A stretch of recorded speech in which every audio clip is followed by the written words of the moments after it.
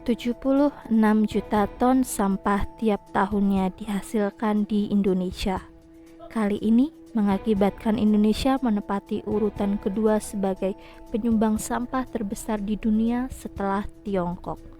Menteri Lingkungan Hidup dan Kehutanan Siti Nurbaya mengatakan bahwa jenis sampah di Indonesia didominasi oleh sampah organik yang mencapai 60% dan sampah plastik mencapai 15%.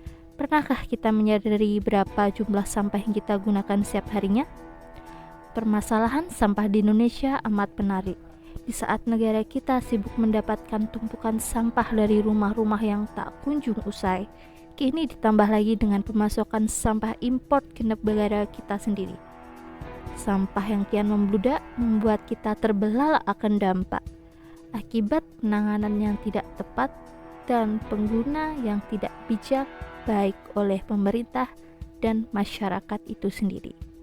Oleh karenanya kita perlu terbuka untuk menanggulangi dampak yang ditimbulkan oleh sampah-sampah ini.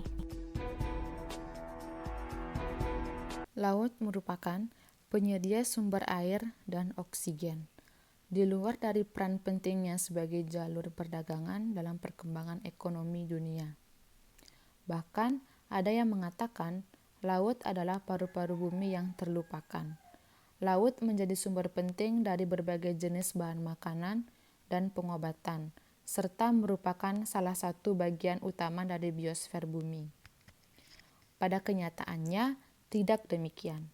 Saat ini, dunia sedang berperang dengan sampah plastik yang meluas di lautan dan masih menjadi masalah yang sukar dipecahkan. Ketika laju pembuangan plastik tak lagi bisa dibendung, maka seluruh aspek dalam rantai kehidupan di planet bumi akan mengalami perubahan fungsi. The World Economic Forum memprediksi pada tahun 2050, jumlah sampah plastik di lautan akan lebih banyak dibandingkan ikan.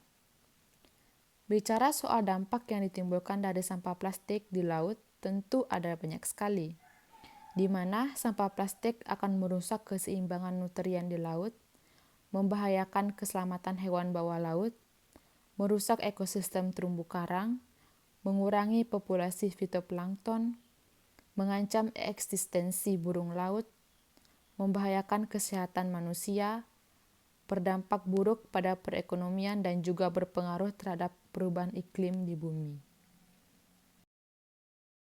Sampah plastik adalah semua barang bekas atau tidak terpakai yang materialnya diproduksi dari bahan kimia tak terbarukan. Sebagian besar sampah plastik yang digunakan sehari-hari biasanya dipakai untuk kemasan. Praktis, kantong plastik juga masih sering dipakai sebagai tempat sampah organik yang akan dibuang ke tempat pembuangan sampah. Limbah dari kantong plastik menimbulkan bahaya lingkungan yang serius bagi kesehatan manusia dan juga hewan. Jika kantong plastik tidak dibuang dengan benar, hal tersebut dapat berdampak pada lingkungan dengan menyebabkan penyebaran sampah dan saluran air. Sebanyak 400 juta ton plastik dihasilkan dunia setiap tahunnya untuk berbagai keperluan, termasuk sebagai bahan pembungkus.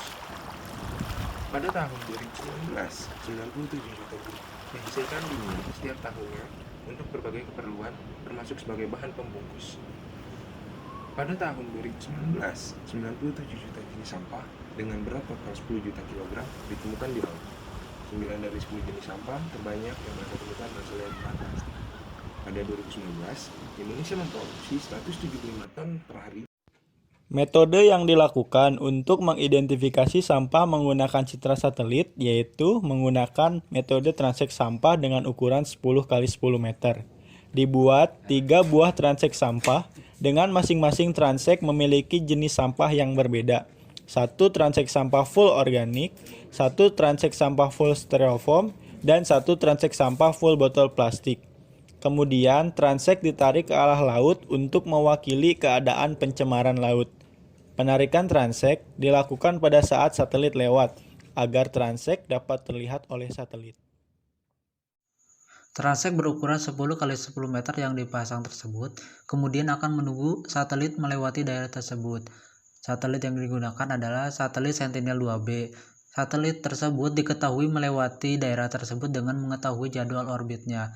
Kemudian, setelah satelit mengorbit tepat di atas transek, maka satelit tersebut akan merekam Data satelit kemudian di-download, kemudian dilakukan image processing dengan melakukan processing true color, yang dimana true color tersebut merupakan penggabungan antara band 4, 3, dan 2, yaitu penggabungan dari red, green, dan juga blue untuk mengetahui warna sebenarnya. Dari data satelit ini dapat diketahui bahwa sampah yang mengapung di lautan yang memiliki cakupan area yang luas di lautan akan terekam oleh satelit. Jika sampah yang mengapung tersebut tepat berada di saat satelit tersebut melewati di daerah tersebut. Dari data ini kita dapat mengetahui bahwa satelit diperlukan untuk memonitoring pencemaran sampah di lautan dan dapat mengetahui luasan pencemaran sampah tersebut. 76 ton tiap tahun dihasilkan di Indonesia, menyebabkan Indonesia menjadi negara penyumbang sampah nomor 2 di dunia. Yang 60% merupakan sampah organik, 15% merupakan sampah plastik. Sehingga permasalahan sampah ini menjadi isu yang sangat hot di Indonesia. Kemudian pada tahun 2019, 97 juta jenis sampah dengan berat rata-rata 10 juta kilogram ditemukan di laut.